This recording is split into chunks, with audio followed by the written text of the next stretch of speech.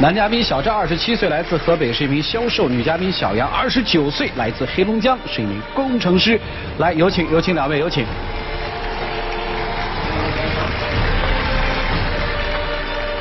欢迎两位哈。主持人好。小片里面说异地恋了很长时间，这个很长时间具体指多久？1年半。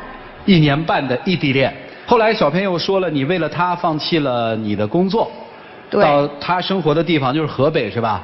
不在北京。在北京。对对对。其实我毕业以后我就一直在北京工作，然后我们俩是在北京认识的，然后相恋的。相恋了半年左右吧。我由于工作的原因被派到了外地。然后就开始了异地恋的这种模式。但是到后来的时候，我觉得我们俩之间的问题变得越来越多，我实在是忍受不了了，所以我就辞了工作回来了。可是回来以后问题也没有消失。我觉得没有什么问题。你觉得没问题？我觉得一直都挺好的。那就听女生说说问题呗。来，我们俩是初中同学，初一的时候同班了1年。然后他就转学了，以后也没有什么联系。来了北京以后呢，有一次挺偶然的同学聚会，我们2个都去了。然后当时聊的也挺投缘的嘛，加了微信，经常一块儿出去玩，出去吃饭，不然就挺自然的就走到了一块儿吧。一开始我觉得一切也都没有什么问题，直到我的工作被调到了外地嘛。我刚去了以后，感觉很孤单，很无助。那个时候我就想给他打电话倾诉倾诉。一开始也还好，他也会听我说呀，安慰我什么的。到后来他总说他工作忙。那天我生病了，我下午没有上班，那个时候很想他，然后我就给他发了一条信息，我说你在干嘛呢，亲爱的？等了好久他也没给我回。最后我实在忍不了了，我就把电话打过去了。结果电话接通时候，对面特别吵。他说我在陪客户应酬 KTV 呢，晚点我再打给你吧。结果我电话还没挂断呢，我就听见有一个女的在喊他，说别聊了，赶快过来唱歌吧。然后我挂了电话以后再打就没有人接了。那本来就是啊，我跟你解释过，你打电话的时候我也说我是在陪客户，那他们给我电话抢过去了之后压掉。那我在陪他们陪完歌之后，我也给你打电话，也解释过这个事情啊。这是在异地恋期间是吧？没错。还有什么事儿啊？最主要的就是他的态度变得越来越冷淡，到后来就变成一天只发几条信息那种，每天就收到他2条，一个早安一个晚安，而且这还是我们之前约定好的，不管说对方多忙，一定要发个信息问候的这种。我觉得他一直就像在例行公事的那种。根本就没有什么例行公事这样的事儿。是早安和晚安的事儿，我们俩是约定好的，证明我心里面是有你的呀。我就觉得他是不关心我，我都是每天看天气预报，一到那个要刮风下雨了，我就会给他发信息提醒他要加衣服呀、带伞之类的。然后有一天我下班了，特别晚了，下雨了，然后没带伞，就看到街上来来往往的也有那种恋人什么的，人家一块儿在伞下走，那感觉真的特别的失落。然后我就给他打电话，他又是给我挂了，不接听。我跟你解释过，当时我在开项目会议，不可能把其他人都撂在那儿，然后我去跟你煲电话粥，你觉得这合适吗？那你就算是当时打一电话，那我能化作一个伞，我就飞到你身边去。可是我重点根本不是让你给我送伞，我是觉得你应该多关注我一些。到了这种时候，你就不能问一问吗？你是不是带伞了、吃饭了之类的这些问题？我们俩就好像咱俩像一个陌生人。我们俩都已经是成年人了，你觉得呢？行了，咱不说这点事儿了，我们来说现在的问题。我回来以后，我本来以为我们俩还能回到原来那样，可是我觉得在我回来以后，他完全跟原来都不一样了。原来我们在一块儿的时候话题也挺多的，一块儿聊音乐啊、电影啊什么的，然后好吃的之类的。现在就是经常各自拿着手机，然后沉默不语的那种。而且他生活习惯好多也变了，原来他从来都不吃辣的，到现在每次出去吃饭也要吃辣的。然后喝汽水这个问题也是，原来他特别喜欢嘛，我就给他买放在那儿了，结果他动都不动。然后我就很好奇问他为什么，他就说人都是会变的，就这么一语带过了。你觉得我能接受吗？在我不在的这段时间里，我真不知道发生了什么，是不是我们俩的感情都被影响了？这感情这事儿和这个我这生活习惯到底有什么关系呢？以前我不吃辣，那会儿我脸上起痘痘，那现在每次出差去南方回来就能吃一点辣。然后现在喝汽水呢，以前我是挺爱喝的，大学刚毕业，还是踢球打球这样的爱喝饮料。那现在我要养生这样的，我不喝这饮料了，现在也不行。你为什么把这个东西和我们感情总是能纠缠在一块儿呢？不是，你究竟做了什么？如果你没做什么的话，这姑娘怎么会对这个都这么在乎呢？之前有这样的，就是还是有事儿啊？你说吧。那天我是陪我哥们儿去喝酒去了，因为我这哥们儿失恋了，2个人喝的就挺多了，然后他给我打电话，我就没接到，然后第2天我也给他解释这个事儿了，但是他就从那天开始，他就非得说我跟别的女人去鬼混去了。对呀，我等你等到了12点多，然后一直打电话，一直打电话，一直到后半夜3点多了，他还没给我回复，我就各种可能性，各种想。如果在这个期间他真的跟某一个女人鬼混了，你还要他吗？我接受不了。没有过吧？但是我真的就没有。有还是没有啊？没有啊。然后从那之后，你不知道，有一天上班给我打一电话，说在我们公司楼下。我说上班你怎么会在我们公司楼下？然后他说你不下来我就走了。我下去了之后，他真的在那儿。我就说了2句，我说你这不是上班吗？你又没出差，你怎么就回来了呢？那我为什么那么远赶回去？我还不是因为想你吗？他扭头就走了，关键是。过了那么长时间了，然后你都没去看过我，我坐了挺长时间的火车回来找你了。我本来就是期待说能有一个拥抱啊，一个惊喜啊那种的，结果他就数落我说我不理智啊之类的，我心里特别难受。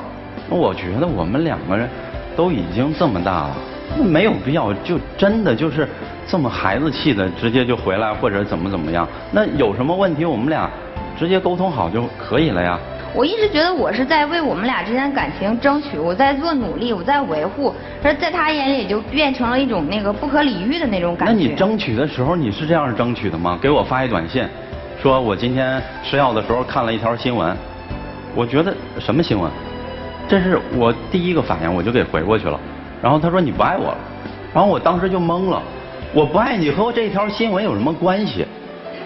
这个就是前段时间网上挺流行的一个测试，然后我看好多朋友都在测试。对。啊。对，你拿这种测试来。然后我就发给他了。这什么测试？你给我们讲讲啊。就是说，我今天吃药的时候看了一条新闻嘛。他要关心你，他肯定要问你为什么吃药，而不是什么新闻之类的。可是我发给他，他就没有关注到这一点，我当时挺生气的，心里特别不舒服。他就是不够关注我，他总是找各种借口、各种理由。那是异地前还是异地后啊？那时候还是在异地的时候。那你还辞了工作奔他去啊？他都不关心你了，你怎么想？但是我是舍不得我们之间的这段感情，而且又有初中同学的这个基础，我觉得他的为人。当时是觉得挺好的，然后我就回来了。回来以后，我本来以为就好多问题都会消失嘛。但是现在就特别没有共同语言。他发朋友圈什么的，经常发有一些合照啊。然后我每次问他什么的，我就不想被他挤出去，我就想赶快追上他的世界那种感觉。然后我问他，他特别不耐烦，总是懒得理我。其实你问我也行，问这个人。假如说跟您照一照片，然后他肯定这是谁呀？然后怎么认识的呀？跟他交往多长时间了？然后跟他在这个过程当中，比如说吃一饭，连吃什么菜他都要问，你不觉得这特别奇葩吗？你跟我照他肯定不会问，挺正常的。你跟那些小姑娘照他才会问。你为什么你还把我朋友圈屏蔽呀？你至于吗？我就那1条屏蔽了好吗？那你还想几条啊？我们同事培训了之后，然后大家一起去聚餐，人太多了，我真不想给他解释那么多人我是怎么认识的，跟他们是怎么交往的。你不觉得特别烦吗？你害怕挨个说几百号人的过往是吧？那要不是我们俩朋友给我截图，然后问我那照片有一个人是谁，我还不知道呢。你要心里没鬼的话。你至于把我屏蔽吗？解释解释又怎么了？我有什么可有鬼的呀？我就是因为我不想去说那么多的那些没有必要的事儿。我问几个问题行吗？成。你今年27，女生29，对吧？女生应该在心里挺想结婚的吧？对呀。爱他吗？爱。娶她？娶吗？我就是想再等一等。等多久？等个1年半载的。为啥？对于我们来讲的话，就是经济这个压力呗。你在乎经济上的事儿吗？我不在乎。北京没房，嫁他吗？嫁呀，他不娶我呀。北京没车，嫁他吗？嫁呀。OK， 娶不娶？人家不在乎。女人可以不在乎，但是你可以不用在乎兄弟。每次现在他就问这个问题，你看我真的是听来听去不是没安全感，特别的伤心，你知道？这是要嫁了，那是不太想娶。本身我年纪就已经长他2岁了，然后又快到30了，到了这个年纪了，然后我父母都特别的着急。然后我回来以后，我就父母，我就有时候就是咱俩结婚这事儿，我觉得咱俩谈就好了。就没有必要让你的父母来一起胁迫我，你知道吗？怎么叫胁迫了呢？前段时间他父母然后给我约出去了，去了之后就直奔主题，问我什么时候结婚，什么时候要小孩。我当时我觉得真的就没有必要，我们2个人的事儿就我们2个人解决就得了呗。哦，想娶她吗？那肯不，说实话，别那肯定，想娶。发自内心的想娶，是。明天跟他领结婚证行不？明天领证。你看。哎，所以就为难你们了。来，一起进入丘比特问卷。你们2个人之间有很多的问题，但是你们可能没有意识到，就是你们俩能够在一起，就是因为有了这些问题。如果你们之间的问题没有了，你们俩在一起的意义也就不在了。你们俩认识呢，是因为北京是一个非常巨大和陌生的城市。你们2个人在这个城市里感觉到无依无靠。突然有一天，通过一个聚会彼此认识了，而且是多年前的同学。以前的经历瞬间把彼此的关系拉得非常的紧，非常的亲密。缓解你们在这个城市当中很多的一些焦虑和不安定因素，也就是说，你们在那个时段是彼此治愈和彼此支持的一种关系。那么2个人在内心中又特别想将这种关系保持的长久，好，那我们就缔结一种相对比较长的关系，也就是恋爱。那么，当你们彼此之间想往上升，想进化你们的感情，你们是没有这个能量的。这就是为什么女生在抱怨，因为你希望在感情中她能有一些爱的回馈，让我感受到我是在谈恋爱。但是男生潜意识里不是特别喜欢这个女孩子，这就是为什么他不能给你很多回应的一个原因。所以我给你们提这一点呢，并不是希望你们分开，而是我想告诉你，这位姑娘，你向她渴求的那些东西，在她身上得不到，因为你们之间没有感情基础，你们只有一种很亲密的彼此安抚的这样的一种情态。接纳你们之间的这种先天性的不足，我们就是这样，那我们在以后的婚姻生活中改善可以，就怕没有意识到还偏偏去要，让2个人彼此生不如死。女孩，我印象很深的一个细节就是，她是你初中同学，这是你一开始就强调的。你觉得我应该很了解她？没错，因为我们那么小的时候就在一起。对，这个感觉。但其实你完全不了解她。你甚至于不了解他的生活习惯。他以前真是只喜欢喝那个汽水吗？真是一点辣都不能沾吗？可能都不是。所以归根结底，我觉得你不了解他。最不了解就是说，他对你是否是全身心的，是否用心了。包括他所有的问候，包括你真是规定了早安晚安，就他心里有你了吗？多烦呀！所以。不要着急去所谓的结婚，结婚就能改变这些所有的他的变化吗？不能。而且女孩，我告诉你，唯一不变的就是变。每个人都会变，从不成熟到成熟，从一种陌生人之间产生的那种异性的好感，到真正如亲人般的那种爱，都会在变。但是你能适应吗？这个人是你想要的那个吗？他的变化都是能在你的允许当中吗？所以重新看看这个男孩吧，他可能不是你想要的那个人。既然不是，何必要着急在一起？男孩，你心里有多少是他？丝毫看不出你有多爱他。即使你再木讷，我相信你不可能木讷到这种地步。所有这个女孩说的那些应该，我觉得热恋或者恋爱当中人应该表现出来的那些作为，你没有怎么表现出来。人家对你这种好，你没有适度相应的回报，你根本不够爱她。这个女孩为你辞去工作到你身边，你的反应是什么？不是感动，而是责怪。你太不理智了。恋爱需要理智吗？需要。但是它是所有吗？肯定不是。所以啊，既然不爱，就赶紧就说了吧，千万不要说再等个1年半载咱就领证去了。你真的，你这是在骗他呢，还是在骗自己呢？所以想清楚，如果对方不是自己想爱的那个人，趁早分手。你们俩之间的交流平淡的可怕，为什么不敢承认？为什么不敢承认自己爱错了？我最讨厌一个词放在爱情生活当中，就是日久生情。日久真的生得了情吗？如果有，那一定不是爱情，不过是一种习惯和依赖而已。这种感情可以产生于人与人，也可以产生于人跟桌子、人跟扫把和长久能够见得到的一种没有生命的事物。我们也会产生这种所谓的依恋的情感，但这绝不是爱情。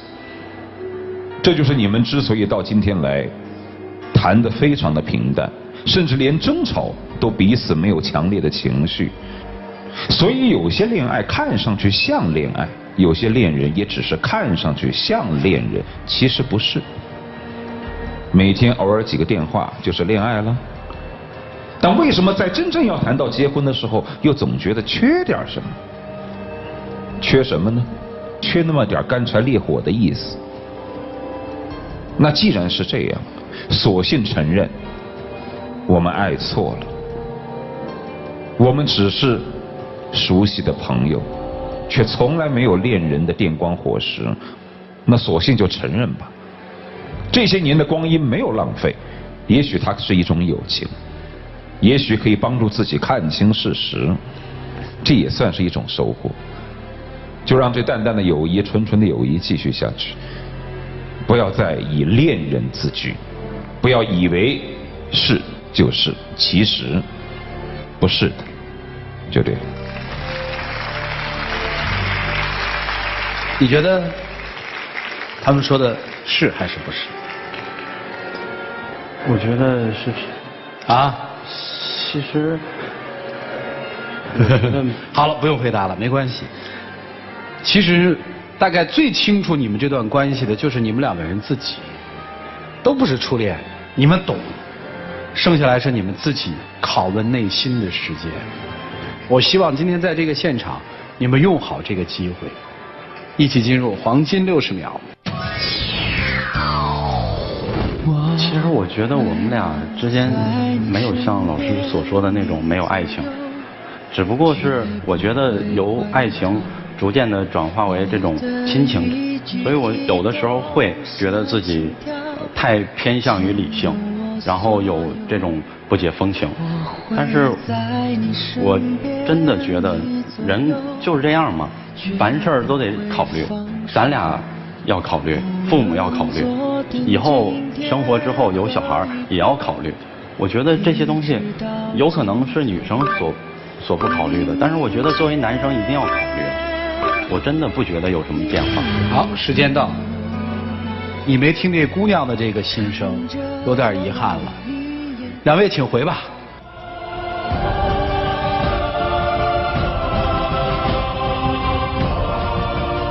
来，请关门啊！